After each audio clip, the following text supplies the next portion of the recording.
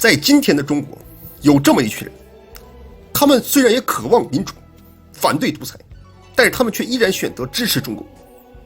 理由也很简单啊，就是他们认为一旦共产党垮台的话，就会出现权力的真空，那么必然会发生动乱。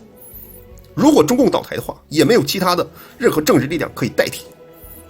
可以说啊，这种担心啊，虽然可以理解，但是这种理论和预测我们却不能认同。因为如果这种说法是合理的话，那必然就会导出这样的结论：中共是唯一。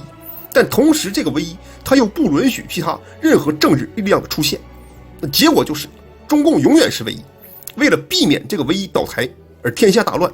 中共就只能永远存在。那么，如果认同这种逻辑的话，那就等于同意让共产党千秋万代永远掌权下去。因为只要共产党存在一天，他就绝对不会允许第二、第三其他任何政治力量的出现，更不要说给人民自由选择的权利。因此，单凭这一条，中共这个党的统治也必须要结束。其实，很多东欧共产国家的倒台啊，都已经证明这个理论完全是错误的。因为东欧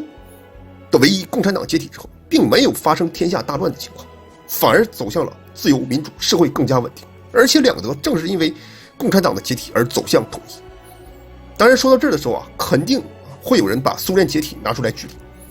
但是我们都知道，苏联作为一个联邦制的国家，历次宪法均明确规定各加盟国享有自由退出联盟的权利，所以从法理上来说，人家退出联盟并没有任何问题。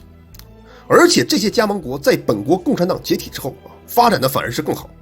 最主要的是，原来这些共产国家的人民在民主化之后，没有几个人愿意回到共产党统治的时代啊，这已经看出了人心的向背。那至于说乱与不乱的本质，主要还是要看独裁体制能不能有序过渡到民主体制。这一点东欧国家也已经有成功的经验。难道你认为中国人会蠢到连抄作业都不会吗？简单来说，共产党解体之后，社会上还有一套政府部门行政体系存在，他们足可以暂时维持秩序，以保证在过渡时期的运转和稳定，然后再通过民主选举产生新的行政体系。很多当时东欧共产国家都是这样过渡的，没有哪个国家乱起来。其实真要说乱的话，你会发现中国所有动乱的根源都是共产党带来的。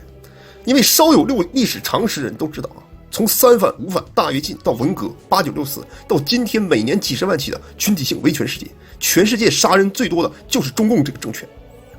连纳粹都没有中共杀人杀得多。如果真把这些所有真实的信息都公开的话，你会发现中国实际上比西方国家更乱。因为在民主国家，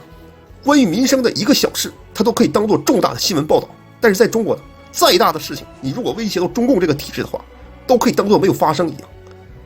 然后他用假设性的危机来恐吓和阻止人民进行自由的选举。所以中共这个稳定，它是建立在暴力和谎言的基础之上。